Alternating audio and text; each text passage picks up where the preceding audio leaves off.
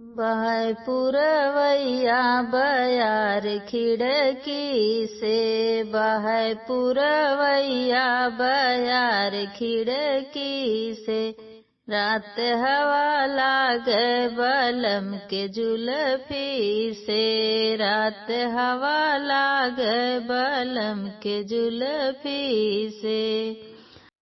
हे सासू जी तनी भोजना बनाई दा, हे सासू जी तनी भोजना बनाई दा, मोर जिया व्याकुल भयल गरमी से, मोर जिया व्याकुल भयल गरमी से, रात हवा लागे बलम के जुल्फी से, रात हवा लागे बलम के जुल्फी से। बहाय पुरवैया बयार खिड़की से, बहाय पुरवैया बयार खिड़की से, रात हवा लागे बलम के जुल्फी से, रात हवा लागे बलम के जुल्फी से।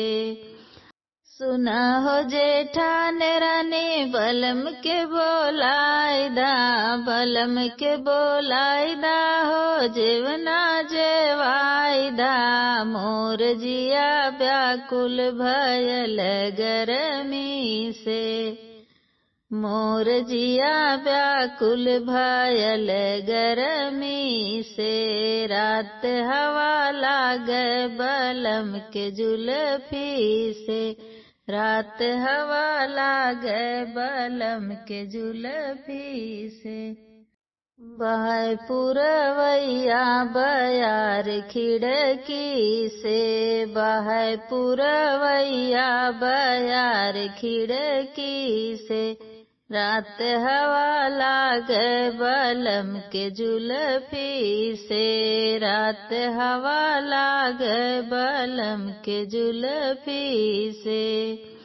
सुना ननद रानी तनी पुछवा लगाइला, पुछवा लगाइला हो झड़ुआ लगाइदा, मोर जिया व्याकुल भयल गरमी से, मोर जिया व्याकुल भयल गरमी से, रात हवा लागे बलम के जुल्फी से। बहाय पुरवैया बयार खिड़की से, बहाय पुरवैया बयार खिड़की से, रात हवा लागे बलम के जुल्फी से, रात हवा लागे बलम के जुल्फी से। बहाय पुरवैया बयार खिड़की से, बहाय पुरवैया बयार खिड़की से, रात हवा लागे बलम के जुल्फी से, रात हवा लागे बलम के जुल्फी से।